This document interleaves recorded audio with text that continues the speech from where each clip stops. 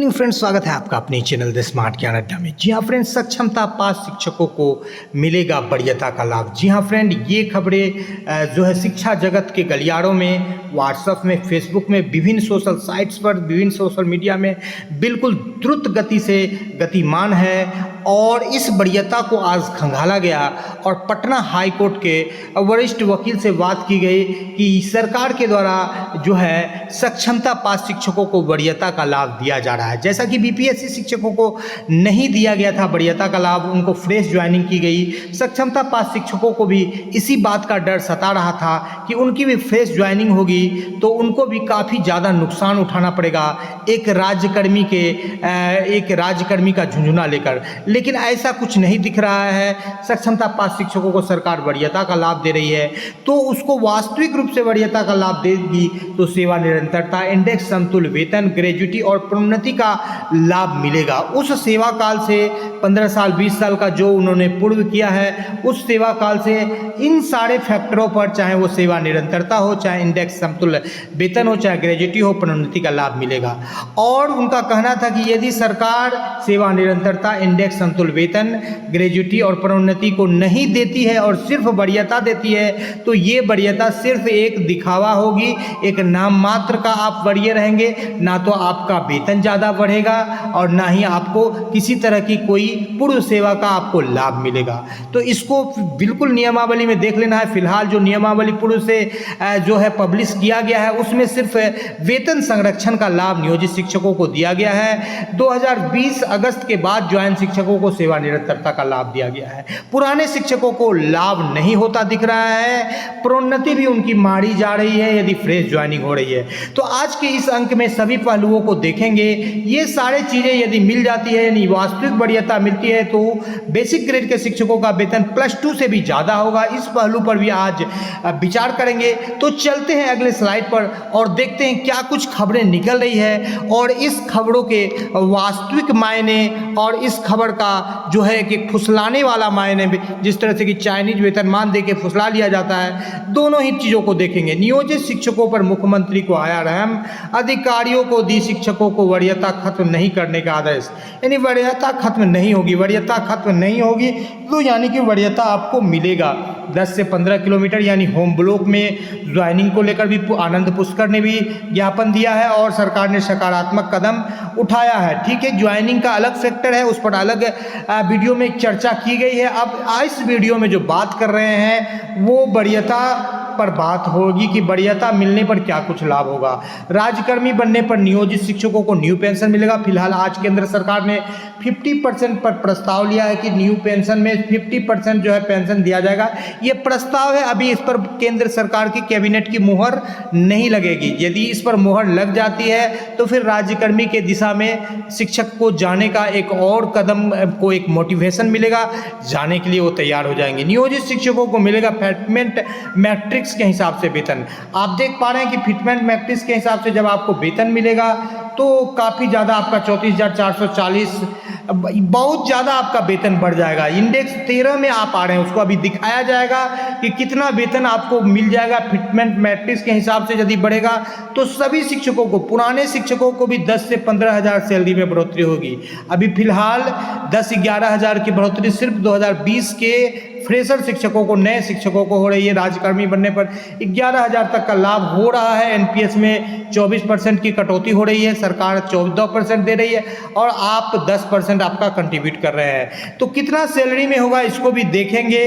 Gratuity की बात कर ले तो ग्रेजुटी में जो भी आपका सैलरी होता है उसमें 15 दिन का सैलरी को अपने सेवा काल से गुणा किया जाता है। यदि आपका 15 साल की सेवा काल माने और मात्र यहाँ पर 26,000 सैलरी पर कैलकुलेशन किया है तो 2,75,000। यदि आप 52,000 सैलरी पर कैलकुलेट करते हैं तो लगभग 5 से 6 लाख की आपको बेनिफिट हो जाएगी यदि आपकी पुरानी सेवा की गणना होती है। ठीक इसके विपरीत यदि आपकी पुरानी सेवा की गणना ग्रेजुटी में नहीं होती है, क्योंकि ग्रेजुटी के केस का सुनवाई 19 तारीख को फाइनली होना है, 19 जून को इस पर फैसला आने वाला है, तो 5 से 6 लाख का आपको नुकसान हो जाएगा।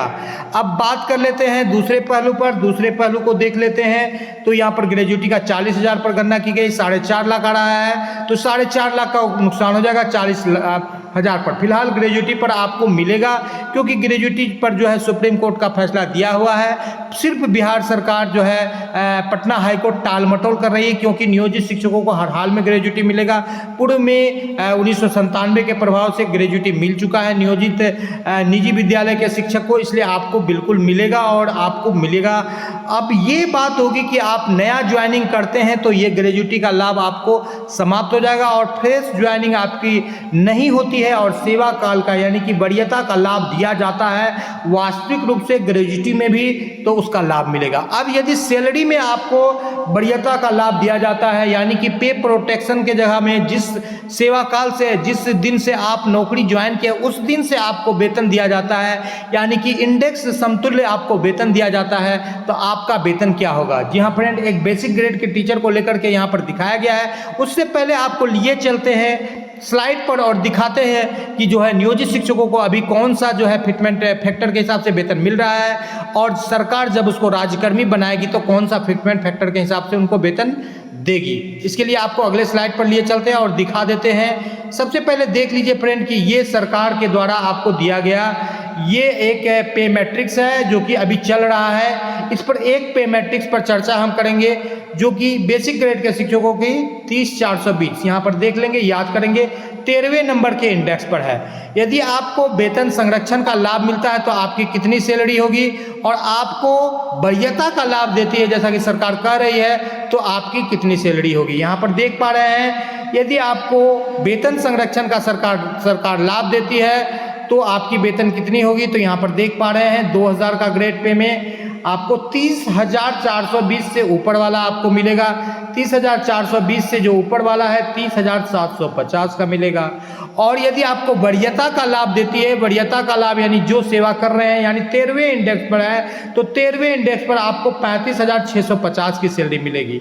तो यहाँ पर साफ देख रहे हैं 30,750 से सीधे 35,650 यानी 5,000 मूल वेतन में बढ़ोतरी होगी। तो डीए वगैरह जोड़ने से 10-12,000 की बढ़ोतरी हो जाएगी। बिल्कुल उसका कैलकुलेशन हमारे पास है, आप देख लीजिए कि वरीयता सिर्फ नाम का सरकार आपको वरीयता दे रही है कि काम का भी दे रही है। जी हाँ फ्रेंड, यदि काम का वरीयता देगी तो बिल्कुल सहर्ष आप ज्वाइन कीजिए और नहीं देती है तो आपको प्रोन्नति भी चला जाएगा। वरीयता के बाद यदि प्रोन्नति होगा तो वेतन और भी बढ़ेगा। आपने सुना होगा कि नियोजित शिक्षकों का वेतन 80,000 वो तब हो जाएगा जब आपको सरकार इंडेक्स समतुल्य वेतन देगी, साथ ही साथ आपको प्रोन्नति का भी लाभ मिलेगा यानी कि आपकी पुराने सेवा की गणना होगी, सेवा निरंतरता का लाभ मिलेगा तो बिल्कुल 80,000 हो जाएगा आपका सैलरी, 80,000 प्लस हो जाएगा, उसको आपको भी करके दिखाया जाएगा। तो फिलहाल अभी देख लेते हैं कि वरीयता का लाभ मिलने पर आपकी सैलरी क्या होगी और नहीं मिलने पर क्या होगी। तो यहाँ पर देख पा रहे हैं अभी वर्तमान सैलरी 30,420 है बेसिक ग्रेड के शिक्षकों का, जिनका नाम शिक्षा मित्र है उनको 30,420 की सैलरी मिलती है। इस बाबत जो है उनका टोटल जो है 49,647 आता है, कट के 47,847 रुपये आते हैं। ये 4% एचआरए पर गणना की गई 47,847 होती है और ग्रोथ सैलरी जो प्राप्त हो रहा है अकाउंट में 46,047 रुपये। तो प्राप्त सैलरी 46,047 रुपये है। अब देख लेते हैं कि सरकार उनको जो है पे प्रोटेक्शन का लाभ देगी। पे प्रोटेक्शन का लाभ देगी तो 30,750 पर उनकी सैलरी बनेगी। और अब ईपीएफ जो 1,800 रुपये कट रहे थे उनके 1,800 रुपये नहीं कटेंगे, फिलहाल 1,800 रुपये नहीं कटेंगे, एनपीएस में चला जाएगा राशि। तो एनपीएस में जहां 1,800 जा रहा था वहां पर अब 6,400 रुपये चला गया। इन हैंड सैलरी 43,712 रुपये मिले, इन हैंड सैलरी 46,000 से घट के 43,000 चली गई। लेकिन एनपीएस में यहाँ पर 6,458 रुपया गया तो यहाँ पर सैलरी में कमी आई इन हैंड में और 6400 जोड़ लेते हैं तो 43,000 में तो ये जो है आपका लगभग 50,000 के आसपास चला जाता है। तो 4,000 की बेनिफिट फिर भी हो जाती है यदि आप देते हैं। लेकिन कई बार ऐसा देखा गया है कि कई ऐसे ऑडियो वायरल हो रहे हैं जहां एनपीएस में जो सरकार का कंट्रीब्यूशन है सरकार अंत में देने में आनाकानी करती है और सिर्फ आप ही के कंट्रीब्यूशन पर जो है पेंशन को निर्धारित कर दिया जाता है। ये तो भविष्य की बात होगी क्या कुछ होना है, लेकिन फिलहाल इन हैंड सैलरी में आपकी 3,000 के आसपास 2,500 से 3,000 कमी आती है। अब बात कर लेते हैं कि ईपीएफ आपको 1800 कटता तो आपको बहुत ज़्यादा 46,555 सैलरी आता, लेकिन ईपीएफ आपका 4600 नहीं कटेगा, आप राज्यकर भी बढ़ेंगे तो उसी पैटर्न पर चलेगा।